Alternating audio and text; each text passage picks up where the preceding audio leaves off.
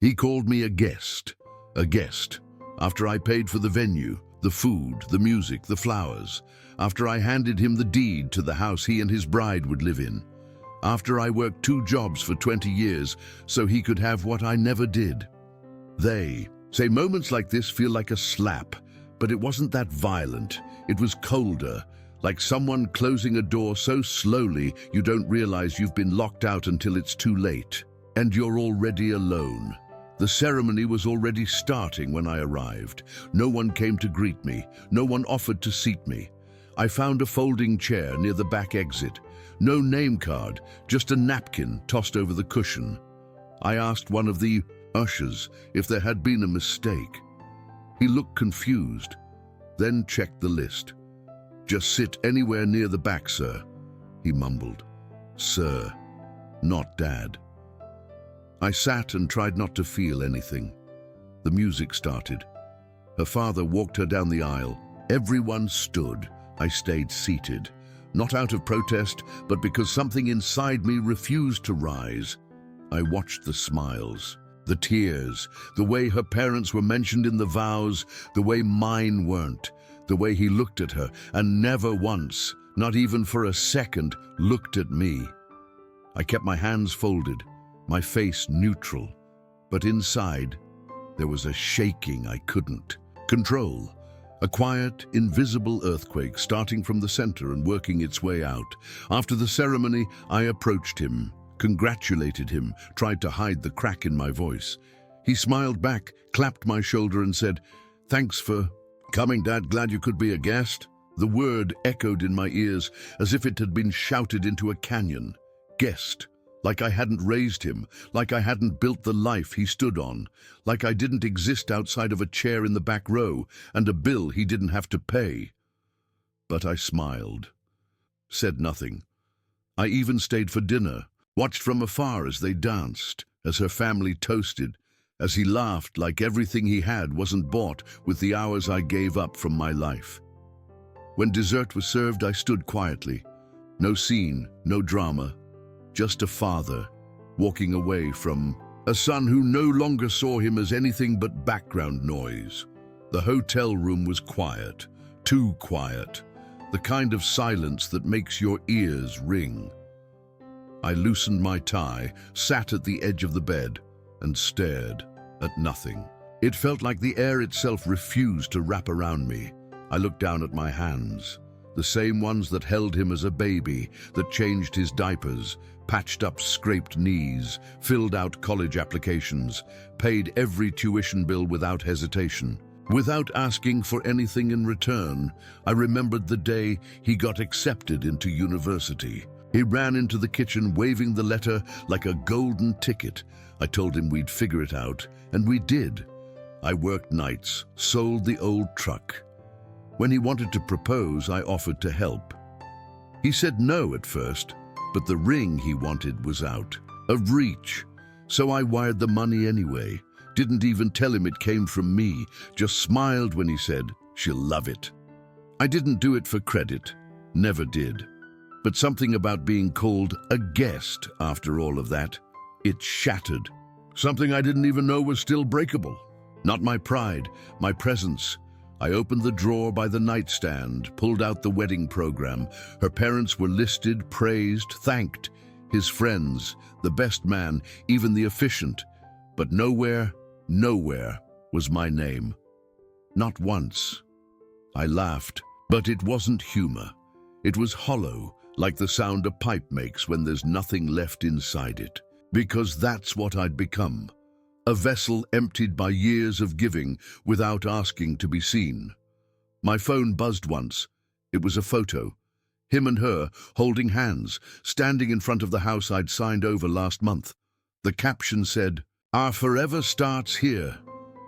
It felt like a punch. That house was supposed to be a gift, a beginning, a legacy. Now it felt like a receipt, proof of how much I'd paid to be forgotten, to be reduced to a line in a speech no one wrote. I stood up slowly, went to the window. The city lights flickered in the distance. Somewhere out there, they were celebrating, toasting to a future built on my sacrifices, without ever looking back. But I remembered. Every shift, every bill, every time I said, "Don't worry, I've got it." And maybe that was my mistake. Maybe I'd made it too easy to be erased by my own generosity. I sat back down, staring at the same photo again. They looked perfect, polished, posed, proud. But all I saw was a house built on everything I had given, and everything I had lost in the process. The down payment, mine, the legal fees, covered. Even the renovations, new floors, new kitchen, new furniture, all funded by the man who wasn't worth mentioning at the altar or in the program.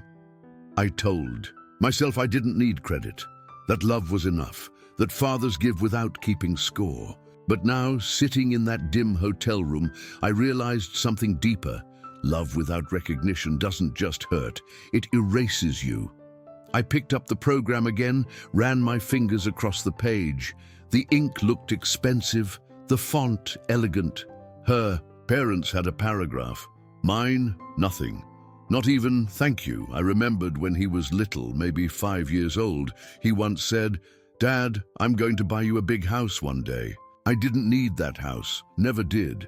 But I held on to that sentence for decades. It had meant something until now. I turned off the lamp, sat in the dark, letting the silence say everything, because in that moment I understood.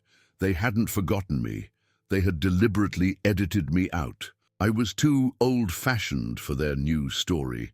I had become convenient when they needed funding, invisible when they needed to look successful, and optional when it came time for gratitude. It wasn't an accident, it was a choice. And that clarity hurt in a way nothing else ever had, but it also set something free, because now I knew. They didn't see me as family, they saw me as finance, a wallet with a heart, and that version of me was done. The next morning, I didn't rush. I didn't text him, didn't ask if they had fun, didn't ask if he got home safe. I just made coffee, black, no sugar, and opened my laptop. It was time. I pulled up the documents, the title to the house, still unsigned, still under my name. I'd been planning to gift it after the honeymoon. Now I stared at it like a stranger, detached. They hadn't thanked me, not once, not in front of guests, not in private. No, "Dad, this means the world." No, "We're so grateful." Just assumption, entitlement.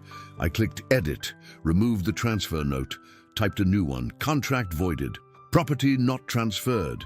Saved. Closed the document. My hands didn't shake. They felt steadier than they had in years. I opened my bank app, checked the remaining invoices for the wedding, catering, pending, photography balance, due, banned, half unpaid, all under my account, scheduled for tomorrow. I cancelled them, every last one. Sent 3 emails, short, polite, final. Services no longer needed. Do not process final payments. The agreement has changed. Thank you. I didn't explain, didn't apologize, because I had nothing left to defend, and no one had defended me. Not him, not her, not even with a look, not even with a seat. They made me a guest in my own story. So I stepped out of the scene they thought they controlled, and I took the stage back, not with noise, with absence, and silence, when chosen, can be louder than rage. It didn't take long. By noon, my phone buzzed. First, a call, then another, then a message from my son. "Hey, Dad, just saw a weird email from the venue. Did something happen?" I didn't answer. I didn't need to. By late afternoon, there were 6 missed calls. 2 from him, 1 from her, 3 from an unknown number, and probably the planner or the band. Then the text came. "Dad, what's going on? Did you cancel something?" I put the phone down. Didn't touch it again for hours. I wasn't angry anymore. I wasn't bitter. I was just done. Done explaining myself to people who never once asked how I felt before taking everything I gave. The emails started trickling in, the florist, the band, the caterer, each one slightly panicked, but respectful. "Just confirming you no longer. Wish to proceed. Yes, that's exactly it. I didn't tell anyone, not my sister, not my co-workers. This wasn't revenge. This was a boundary. And for the first time in my life, I didn't apologize for building one. That night, I sat in the kitchen, lit a candle, a quiet dinner, one plate, one chair, and peace. Not loud, not triumphant, just mine. And that was enough. The next morning, he finally called again. Voicemail this time. Dad, everyone's freaking out. What happened? Is this about what I said at the wedding? I didn't mean anything by it. Come on, don't be dramatic. Dramatic. That's what he called me. After 3 decades of showing up, staying quiet, sacrificing. Now, silence was a problem because it wasn't convenient anymore, because it had consequences, because this time I meant it. I replayed the message again, not because I needed to hear it, but because I wanted to be sure. Sure that he really said it like that, flat, defensive. Don't be dramatic. Like I'd made up the pain, like I hadn't earned every scar. It wasn't just the wedding. It wasn't just that moment. This had been building for years. Every skipped thank you, every ignored birthday, every time he said, "I'll call you back," and didn't, and I let it go. I remembered when he moved out. I helped him pack, bought the moving truck, gave him extra cash for deposits. He hugged me like it was obligation, not gratitude, and still I smiled. Told him I was proud. When he got the job, I celebrated alone. He told his mother first, told his friends. I found out through a social media post, one I wasn't tagged in, but I liked it anyway. That's what parents do, right? When he got engaged, I offered to host a dinner. He said they already had plans, said it'd be too much. Didn't want it to feel old-fashioned, so I mailed them a check. Didn't ask for credit, just hoped it helped. At some point, I stopped calling because I didn't want to feel like a burden, didn't want to hear the tired voice, the rushed answers, the hollow, "Yeah, things are good." It's strange how silence can grow between two people until it feels like a wall. I kept showing up anyway, for his promotions, for the holidays, even when invited last minute. I brought wine, bought thoughtful gifts, always too much, always too little, and never mentioned the difference. That wedding wasn't a betrayal. It was a mirror, a reflection of how far he'd drifted without ever saying it out loud. A ceremony that revealed what he'd been telling me for years. Not with words, but with absence. I stood by the window again. Same view, same light, but something felt different. Not in the house, in me. Like a thread had snapped. And with it, the need to keep stitching the past together. Maybe that's what aging really is. Not the body slowing down, but the realization that some people won't come back, that some relationships die quietly long before the final conversation, and that peace isn't always soft. Sometimes it feels like surrender and freedom. The next message was longer. His voice sounded tight, like he knew he'd pushed too far, but wasn't ready to admit it. "Dad, I didn't mean to hurt you. Emily and I just wanted things to look modern. You know how weddings are. It wasn't personal. Not personal." That's what he called it. A decision that cut me out of my own legacy, that left me in the back row while strangers toasted the life I built, that ignored every bill I paid, every hour I worked. Not personal. He said they were overwhelmed, said the planner must have made the call, said he thought I'd understand. And that hit harder than anything. Not what he said, but what he assumed, that I'd take it, like always. He ended with, "Just let me explain. Don't make a big deal out of this." As if I hadn't spent decades making nothing a big deal, as if swallowing pain had become part of my role as father, provider, background figure. As if silence had been permission. I sat on the couch, phone in hand. No reply typed, no rage, no sadness. Just the quiet understanding that I didn't owe him this conversation. Not anymore. Not after everything. I scrolled through old texts, messages he never replied to, pictures I sent of the garden, of the new bookshelf I built, of the dog he used to love. Seen, no answer.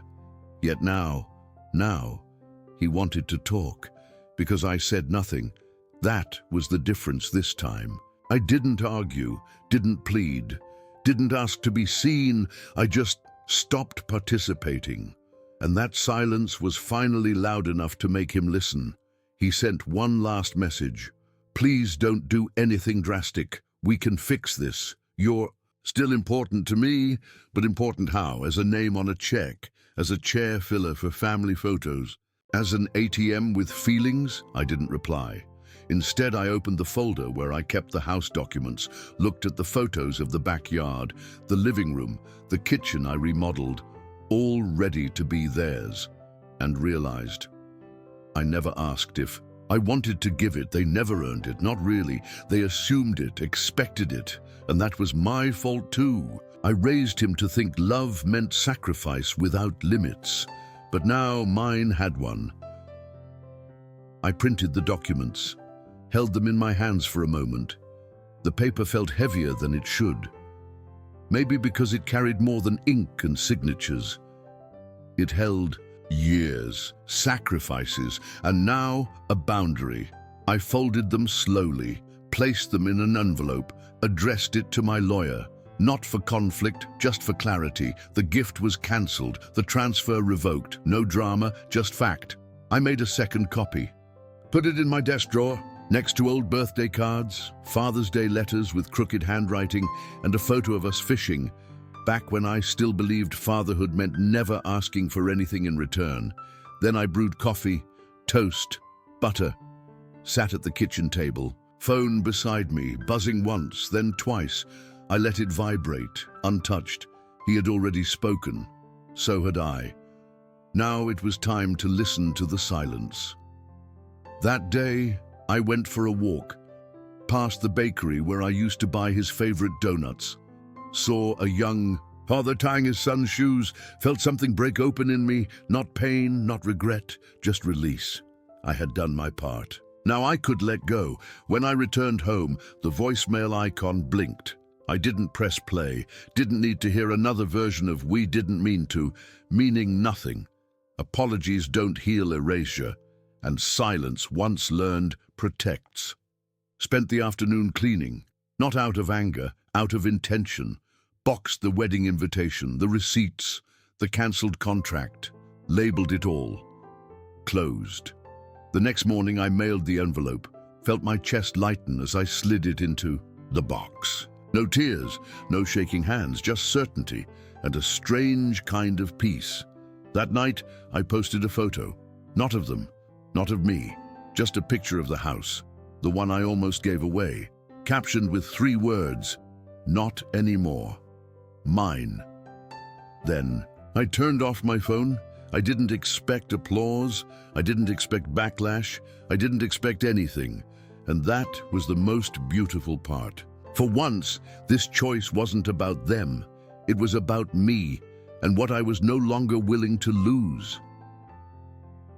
I didn't sleep much that night, not because I was restless, but because I was awake in a way I hadn't been in years. The house was quiet, but it wasn't heavy. It felt like something had shifted, like the walls finally exhaled. I walked through the hallway, past the frames I hadn't yet taken down. His first day of school, missing tooth, oversized backpack. The science fair project, he cried over. The graduation cap thrown mid-air, moments frozen in glass, moments I once lived for. I stopped at one photo, us in the backyard, he's 5, sitting on my shoulders, ice cream on his chin, his hands in my hair. He was laughing. I was too. I remember that day, the sprinkler was broken, so I made a game of it. He said it was better than the park. We stayed outside until sunset. He fell asleep on the couch, still in his wet shorts. I carried him to bed. There was no disrespect then, no distance, no silence. Just a boy who loved his dad and a man who gave everything to keep that love safe. It was real, and that mattered. I took the photo down, not out of anger, but to protect the memory from bitterness. I placed it gently in a box with a label that read, "Kept." Because not everything needs to be erased. Some things just need to be held differently. I sat in the living room for a while, the morning light creeping in. No phone, no noise, just me, a coffee, and the version of fatherhood I had finally stopped apologizing for. I used to think parenting was about proving your love over and over again until the other person finally believed it. But now I knew better. Sometimes love means letting them learn the value of what you gave by learning to live without it. I didn't raise him for applause, but I didn't raise him to be blind either. And if he couldn't see me past what I provided, then maybe I wasn't a father in his eyes, just a sponsor. And that realization hurt a lot less than it used to. I stood, walked to the door, and stepped outside. The sky was soft, clouds still sleepy, but the air smelled like beginning. I breathed deep. I was still here.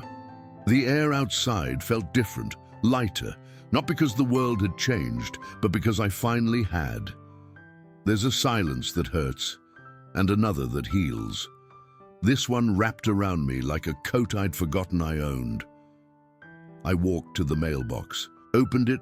Inside was a small envelope, a thank you card from the band. Sorry we couldn't perform. Best wishes. I smiled, not because it was sincere, but because it was final. Back inside, I brewed another pot of coffee, made eggs, set the table for one, but not out of loneliness, out of choice. This space belonged to me now, and I was finally enough for it. Later that afternoon, I boxed up the last of the wedding memorabilia, invitation, receipts, even the gift registry I never touched. I didn't burn them, didn't rip them, just closed the box and wrote, "No longer mine." I placed it in the closet, right next to the box labeled "Kept," because healing isn't about erasing. It's about deciding what deserves to stay and what needs to be left behind, not out of spite, but out of self-respect. And I had finally found mine. That evening, I opened the windows, let the breeze in, lit a candle, played old jazz records, and cooked something new, not because someone was coming over, but because I was hungry. I used the good plates, poured wine, sat at the table with the window open, watched the sun drop behind the rooftops, and for the first time in years, I didn't check my phone, didn't wonder if I was needed. I just was, because I'm not a guest, not in this house, not in this life. I am the one who built it, brick by brick, bill by bill, sacrifice by sacrifice, and I'm done being invisible inside it. He might never understand that. He might still think I overreacted. That silence is petty, but it's not, it's sacred. Especially when it's chosen after years of being spoken over. I raised a good man, but I also raised one who never learned to look back at the hands that lifted him. That's his journey now. Mine is forward. And it's quiet, yes, but it's mine. It had been days, quiet ones, no calls, no messages, just peace, soft, earned, unfamiliar. Then one afternoon the phone buzzed again. His name lit up the screen. I stared at it, not with tension, just observation. Like studying something you used to know by heart but now feels distant. I didn't answer, let it pass. A voicemail came in. "Dad, please, just hear me out. I talked to Emily. We didn't mean to push you out, we just didn't think. I guess that's the problem. We thought you'd always be there, no matter what. There it was, the assumption that love means availability, that I'd absorb the blow and stay anyway. But I didn't. Not this time. And I wouldn't. He said he missed me, that the house felt cold, that he kept looking at the deed, realizing it never came. Did you change your mind? Is this really about a chair at a wedding? He still didn't understand. It was never about the chair, it was about the pattern. The years of being convenient, useful, never central, always quiet, always last, and how that silence had finally found its voice. I typed a response, deleted it, typed again, deleted it again, not because I didn't know what to say, but because I no longer needed to say it. He would learn what I had learned. Some absences echo louder than words. That night, I sat by the window, watched the wind sway the trees. The sky was heavy with clouds, but there was something soft in it too, like even the storm had grace. And I realized I wasn't waiting for anything anymore. Not his apology, not his change. I hadn't closed the door out of anger. I had closed it to breathe, and now that I could, there was no urge to open it again. Let him knock, let him pace, let him wonder. This peace wasn't for rent anymore. The next morning, I made the bed. Tight corners, smooth sheets, simple, quiet dignity. I wasn't expecting guests, wasn't preparing for company. I was simply living like I belonged in my own space. I opened the curtains. Sunlight flooded the room, soft and gold, like forgiveness I didn't need from anyone else, not from him, not from her, not from the years that tried to erase me. I was here, still standing. I went to the market, bought fresh bread, herbs, a bottle of wine. Picked things because I liked them, not because someone else might. That felt new, strange at first. Then freeing, like learning your name again. Back home, I cooked slowly, jazz playing, knife against cutting board, garlic in the pan. The sizzle reminded me that silence isn't always empty. Sometimes it tastes like renewal, like coming back to life. I set the table, just for one. Cloth napkin, candle in the center. A quiet meal, not lonely, but sacred, the kind you earn. I poured the wine, raised the glass. No toast out loud, just a whisper to the version of me that had been buried under years of giving. I see you. I'm sorry I made you wait so long, but I'm here now. That night I sat outside. The stars were shy, hidden behind clouds, but the breeze was gentle, and for the first time in years, I didn't wonder who might call, or if I mattered, because I already knew. I opened a notebook, blank pages, no title, no audience, just thoughts, truths, memories, not for legacy, not for anyone to inherit, just for me. One page read, I gave everything, and I was still called a guest. So now I host myself, in my own home, in my own peace, and I will never again ask for permission to belong. The phone stayed off, the door stayed closed, the table stayed set for one, and yet I had never felt more surrounded by presence, by truth, by the man I had finally chosen to be. Not father, not wallet, just me.